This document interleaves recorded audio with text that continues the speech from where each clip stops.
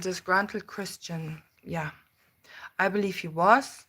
I'm starting to read the Quran, and I'm seeing, like in the first two chapters even, that Muhammad was saying, you have to believe in the one true God and in the last day. And in the last day, of course, the Christians, just like the Christians believe, the last day, everyone's going to get burned to a crisp, basically. And who gets burned? Well, those who don't believe the doctrine.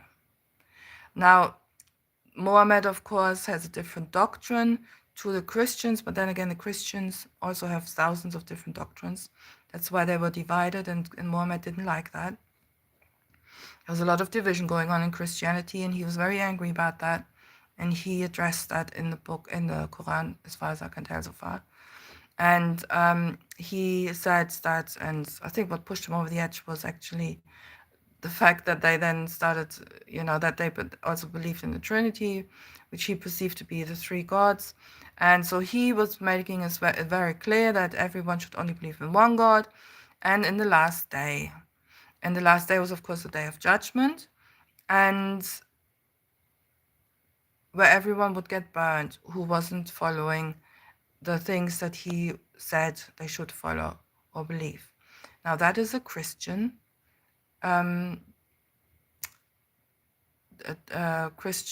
way of looking at God and his salvation, or God in general, okay? If you don't do as I tell you, you are going, or you don't believe the doctrines that I give you, you are going to get burned. You're going to be burning forever. And of course, Judaizers, I'm not excluding them, they're the same, okay? They teach these things as well. And but I think there's different denominations within Judaism as well. So everyone within the Abrahamic faith has been lied to, and they love the lie. And so they've been given over to the lie, of course, because they love it so much. Now, if they love the truth, they would absolutely see the truth, and the truth would teach them. But because they're hypocrites, and they say, for example, the Christians say, we love Jesus, we follow him, we believe in him, but then they don't believe the words of Jesus when Jesus said, I only came for the lost sheep of the house of Israel. And they say, no, he didn't. He came for us too, today, in the future, forever. Hi in the chat, Siobhan. So, yeah, that makes them a hypocrite. You see, that makes them a liar. On one hand, they say they believe the words of Jesus, and then, of course, they don't. So Islam, of course, Muhammad was growing up in that area, was growing up in that time, and where there was a lot of confusion within Christianity, just like today, and lots of different denominations. And so Muhammad was disgruntled 100%. He was angry, and so I'm starting to read the Quran, so I can, so I know actually what I'm talking about, not just going by videos that I watch. And he made it very clear that people should believe in the one God, and the last day. So guys, where did he get the idea of the last day? And he goes into detail about the last day. He actually says in the last day, people will get burned, and they're going to burn, and they're going to burn. And if you don't believe, you're going to burn. So who says that? Well, that is Christian doctrine, okay? So Muhammad was 100% a Christian believer. He was 100% influenced by Christianity, okay? But then he, of course, whether he was a believer, as in he believed in Christ, whatever, I can't say that, but 100% he was influenced by that, because his uncle, actually, I think his uncle or cousin or someone, was actually a Christian. And I think his first wife's cousin or someone in the family was Christians. And it was all about Christianity. Rage, explosion coming out of him. And he wrote these things down, and he brought this to this Christian relative of his. This Christian relative said, that's biblical. That's literally what happened. That's biblical. And because it's very important that you have to say the things that are within the Bible, of course, because the Bible is true. That's what Muhammad said. The Bible is true. And so everything that Muhammad said, the Christian said, yeah, it's biblical. And you are the next prophet, even though in John we can read the prophets were until John. Yeah, no more prophets. Jesus was the last prophet and so on. It's just, it's a mess. But make believe, people. This is the same within Christianity and Judaism, same in Islam. Make believe, because we want to be part of that group for whatever reason. But just like Jesus didn't come for us today, Muhammad also wasn't prophesying biblical things that were biblical. All lies.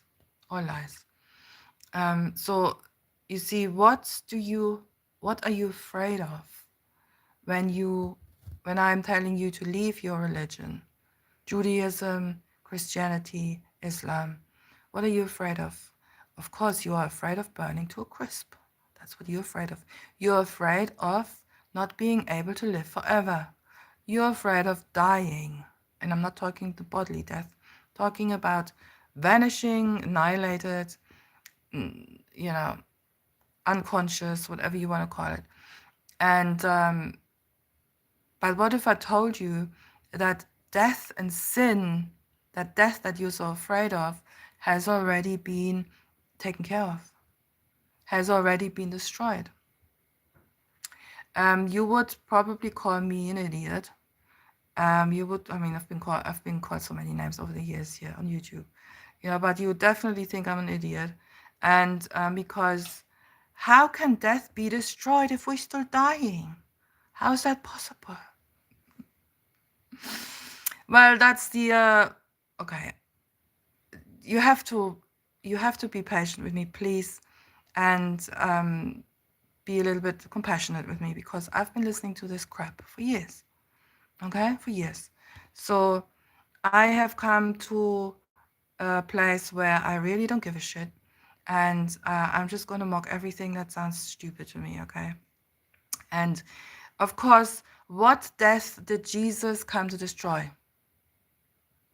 He said, don't be afraid of the one who can destroy the body. Be afraid of the one who can destroy the body and the soul. So you see, the bodily death, Jesus said in John 6, I think it was, the flesh profits nothing. The flesh is here today, gone tomorrow. That's normal when we live in the flesh. But he was talking about the so-called second death, or he was talking about the death that came with sin. Yeah? The wages of sin is death. And who was under sin? Hi, Arya and Mahmoud. Hope you're well. And who was under sin, guys? Let's stay with the Bible, all you religious folk out there. And now let's stick with the truth. Who was under sin? Only those people who were under the law. Let's listen to the words of Paul. And there goes your original sin theory, by the way. Or your theory about, when we hit 12 or 13, suddenly we become accountable and we are sinners. Before that, we're not sinners. No. Sin comes when we are born. We're born sinners. And so the religious discuss nonsense, okay? Going round in a hamster wheel forever and ever and ever and ever. Always wanting to learn more and more, but never wanting to come to the truth, right? Because that would mean the end. Hi, Emily. So sinners were, of course, the ones who were given the law.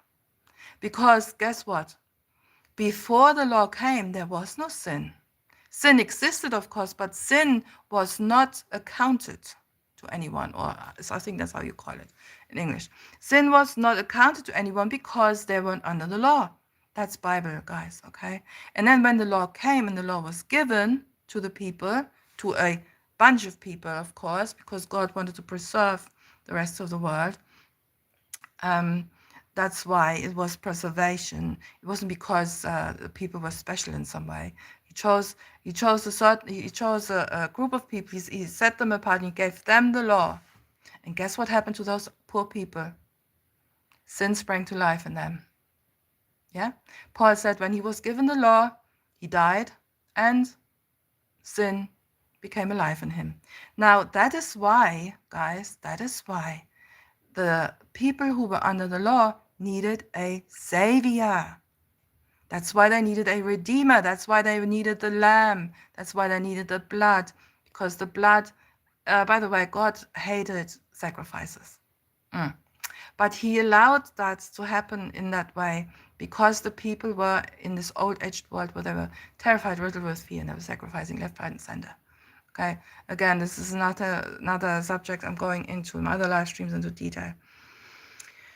But because once you go down the rabbit hole, you are going down, right, left, straight. I mean, down some more. Okay, that's how it goes. So I need to try to concentrate.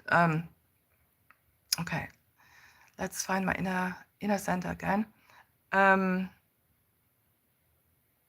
Anyway, so the Christ did not come for the whole world, but he came for those people because they were under the law. And they were under the law, and therefore they were dead because they were in sin. So they needed to have the spirit of life. They needed to be born again. They needed to have a sacrifice that they could believe in, because that's how they got their faith, you see. And that's why the Messiah came in the flesh, so they could witness him, bear witness, and believe in him. 1 John 1. And those who believed in the Son believed in the one who sent the Son. Son, of course, means not a child sent by his dad to be sacrificed. That's nonsense, of course. That is carnal nonsense, because God is love. God is the very definition of love, which is self-sacrifice. And so God is not a daddy who sends his kid to the cross. No, God himself went to the cross. And I know it's very difficult for the carnal mind to understand. They say, oh, how can God die? But I ask you, did Jesus, when he died on the cross, was he annihilated? Was he annihilated? No, he was not. So there goes your theory about God cannot die. Okay? And if you don't understand what I'm saying, well, that's okay. You don't need to understand it. But this goes for the people who are using these stupid arguments. Anyway, so the point I'm trying to make here is that Christianity, Islam, Judaism, all these three religions have been based on something that really happened, something that's very true, God and his salvation, God and his Messiah, reconciling the world back to himself, therefore creating a new heaven and a new earth, and of course destroying Satan, who holds power over sin and death, held power over sin and death. But of course only within those people. Yeah, very important to understand that. You need to understand that sin and death was within the 12 tribes, those who were under the law, not the people outside. Now you may say, but what about the Gentiles? I read about the Gentiles. And the Gentiles, they come into the church. The Gentiles are not the Gentiles that you think they are. The Gentiles are the 10 lost tribes who had become like Gentiles. They were once God's people and no longer were they God's by people, God says in Hebrews, I think, or Peter. And they had to be grafted back in. Now, how can you graft something back in if they never been part of the olive tree in the first place? Think, use your loaf, okay? Don't let pastors and Mohammedans and Judaizers tell you how to think, and God is within you, and if you believe in him, he will teach you. Okay, so death and sin were defeated within the bride, within the elect, within the people who were once given the law. So yeah, the Gentiles were actually the 10 lost tribes, because remember, the 12 tribes, the kingdom of Israel, I think it's called, was divided into 2 kingdoms. One was called the house of Judah. This is extremely important to understand that. Okay? One was called the house of Judah. The other one was called the house of Israel. And the house of Judah had the tribes of Judah and Benjamin in it, and some Israel and some Levites.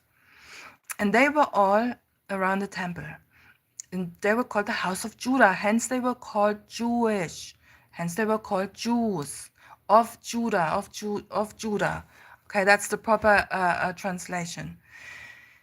And they were by the temple. They were doing the sacrifices. They were still keeping the law. The 10 lost tribes, the house of Israel, they had been severed from God. They were no longer his people. They had become like the Gentiles, but they still had the promise. And they still had been given the prophecies. So when Paul went out to the Gentiles, he didn't go to pagans who never heard about, and when I say pagans, I'm talking about people who never heard about the promise, who never were given the promise. No, he went to those who had been given the promise, who knew about it, but who had totally turned away from God. So you've got these 2 groups in the Bible. And Christianity, of course, which is a fabrication of the Roman Empire because of, and I don't want to go down the rabbit hole now, but it's all about manipulation, control, and fear-mongering, of course. Those who are fearful can be controlled, and so on and so on. But they created this Christianity, and it literally became their state religion in 300-something AD. And to control people, let's just put it that way. There's a lot more details about that, but I want to keep this short. So you see, and ever since then, people have believed this. Of course, they were forced to believe it the first 100 years. Yeah, there was a lot of aggression, a lot of death, murder, torture by the Roman Empire. Those who did not submit were burned at the stake and so on, thrown into the arena. So, fear does a lot to people, of course, and after generations, this became the norm, this became Christianity, and then sometime later, Muhammad came along, and he was very angry with the Christianity that he was brought up in, and so on, and the rest is history. So, like I said, Judaism was created before the Christ even came. That was the infiltration of the temple by the false Judaism, okay, which is, of course, nothing to do with God. Absolutely nothing to do with God. But still, we have those Judaizers today. We have the Christians, and we have the Muslims. And all these 3 people are fighting, warring, waging war, and doing it quite happily for God. Isn't that disgusting? It is disgusting.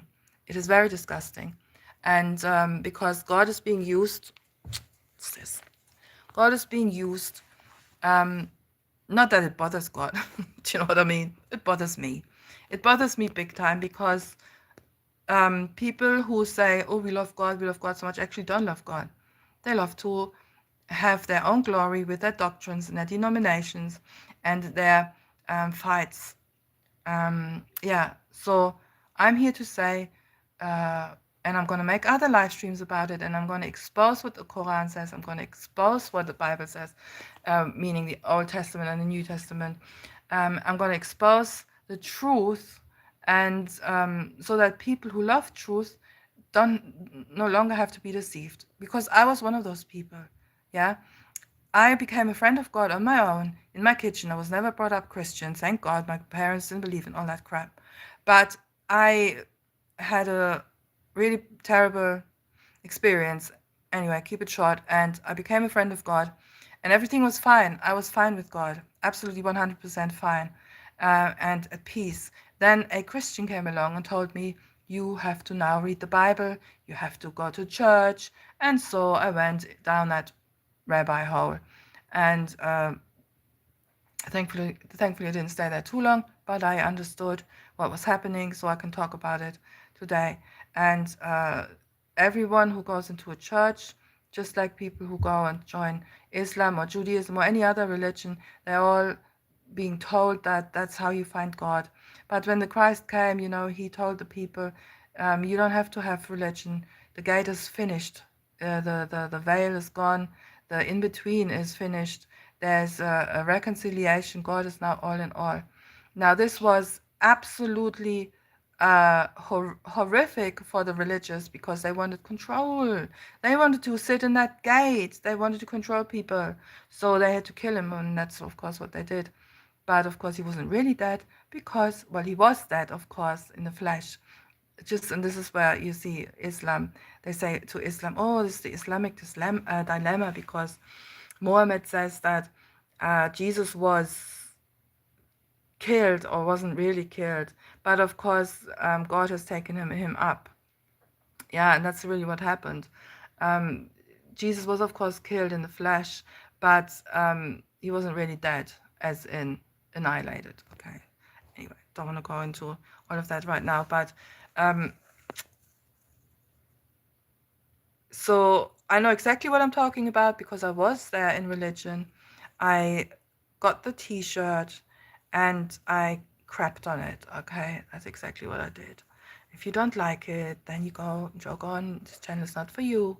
This channel is just for people who have seen the light and know that religion does not give you a passage to God. God is all in all, and this is gonna be hated by the religious, just like Jesus was hated. This spirit that's telling you this is going to be hated, just like the spirit of Jesus was hated. He was killed, okay, because they want to control you through fear. That's what they want to do. Remember the last day. Remember the last day where you're going to be burned as a crisp. You are never going to know God. How can you know God? How can you, who's not even part of any gang, know God, who doesn't pray properly, who doesn't do this and that? But it's God delights in the fact that truth is spoken by people who mean nothing to the rest of the world. It's amazing, because the proud look at them and say, oh, what is that? That is a woman, a woman, not even a man. Yeah, we hear that from religious people. Whether you're Muslim or Judaizer or Christian, women are still put down in those religions. Come out of that. Come out of that. It's time to live in the Spirit of God who's in you, and be the child of God that you're called to be, and become a lover, not a hater, and someone who's oppressed. And until next time, guys, bye-bye.